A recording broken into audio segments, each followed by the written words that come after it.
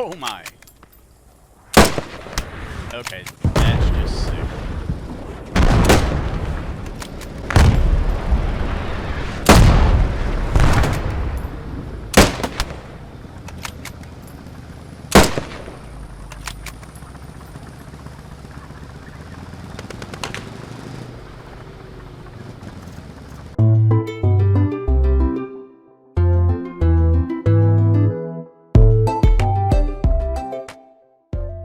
Hey there, Indy Riz here, back with part 2 of my series of Post Scriptum tutorials on advanced Rifleman play. Today the series is going to start moving away from the basic mechanics involved in playing within an infantry squad and start diving into more abstract aspects of the game. And what better place to start than to address what has by far been the #1 question I've been asked since I made my first video, and that is, what the hell can I do to help spot the enemy? Before we dive in too much further, I think it's important for new players to appreciate that Post Scriptum is a difficult game to play well. It has a very high learning curve as well as a large amount of luck that can be involved. I know I personally, on numerous occasions, have spawned at an MSP only to die before I've taken a step from an enemy that was camping the spot, only to then respawn someplace different and die immediately from an air or artillery strike. So when starting out in this game, expect it to take some time for you to get comfortable, not only in spotting the enemy, but also in being able to differentiate between the German and British factions. Now I'm not going to go into what settings I think you should run this game on in this video, mainly because I don't feel comfortable in my knowledge of this area, and because every rig is different. So my suggestion is to take the time to enter an empty server and play around with the different settings and see which ones work for you. The only suggestion I will make is to let you know that I personally found that turning the field of view down to the lowest setting is the one change I made that really seemed to help me spot enemies at distances. I do, however, have an ultra-wide monitor, so that could impact whether it works for you or not. Now those of you who are much more knowledgeable in this area, please feel free to share in the comments your opinion as to what the best settings are to run this game. The two primary ways I go about spotting enemies is by looking for what I'll call contrast, and by constantly looking for movement.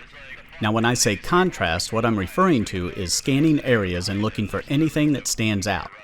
It might be a light color surrounded by dark foliage, a blob on the horizon that just doesn't seem to fit, or something like a silhouette in a distant window. In this example, as I was quickly scanning for possible targets, the roundness of the helmet along with the contrast of the player's face silhouetted against the concrete steps caught my eye.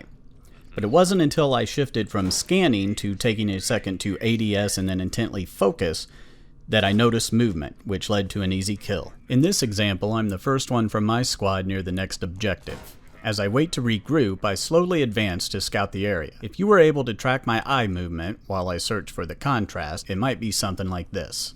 I'm quickly scanning possible enemy locations looking for any contrast that might catch my eye. Then I focus in on those locations to more thoroughly evaluate them.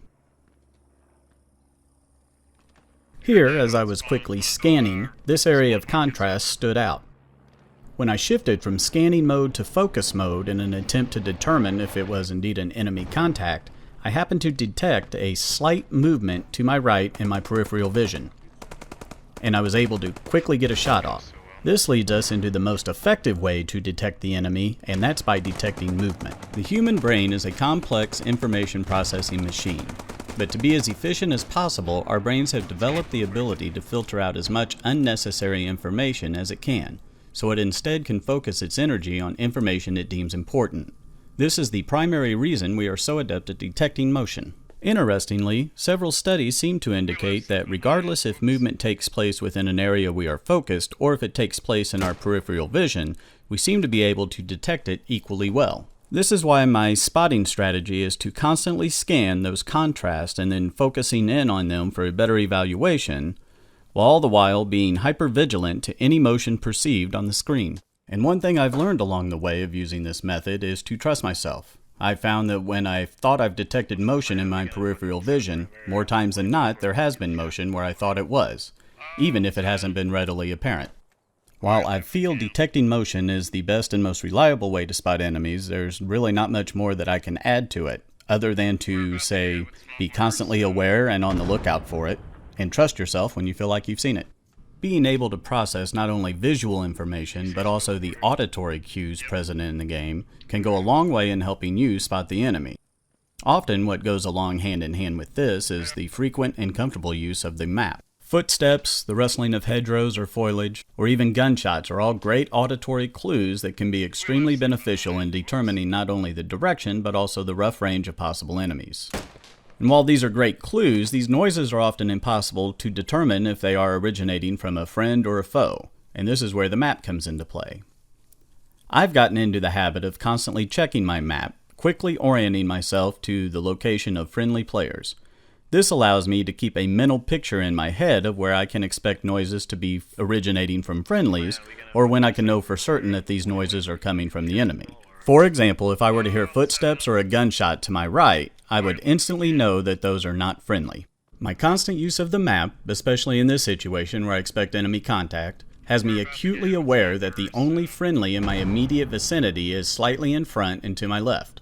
Therefore, any other visual or auditory clue that originates from any direction other than from my front left will allow for a quick response without first having to determine if it was friend or foe. In this next clip, which comes from a previous video of mine, I go on the offensive and am able to eliminate a German machine gunner by primarily using the map along with the auditory clues. I recognize the distinct sound and the high rate of fire of a German machine gun coming from in front and to my left. A quick check of the map shows that that area is free of friendlies.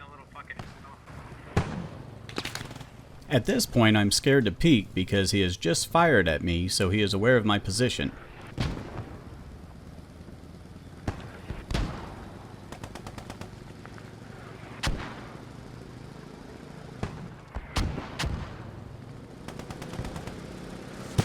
However, when the friendly tank moves in, I use that as a distraction to mask my movement and try to find his location. While looking for contrast in the direction that I anticipate him to be, I notice movement to my right.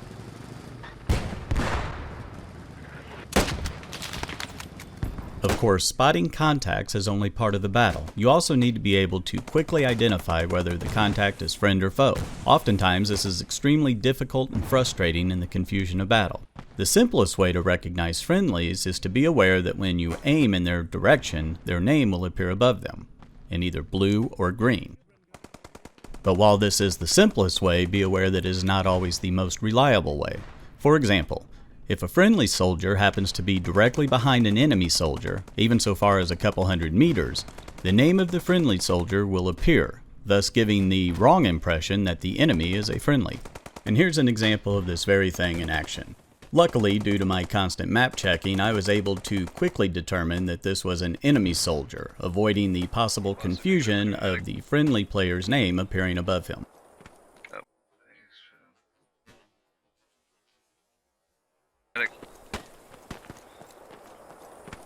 Thanks, man.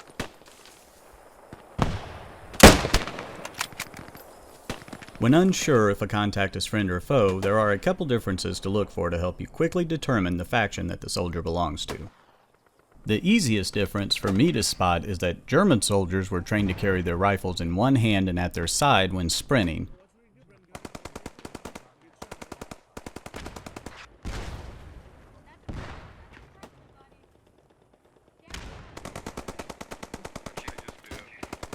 while their British counterparts were trained to carry their rifles with both hands and clutched across their chest.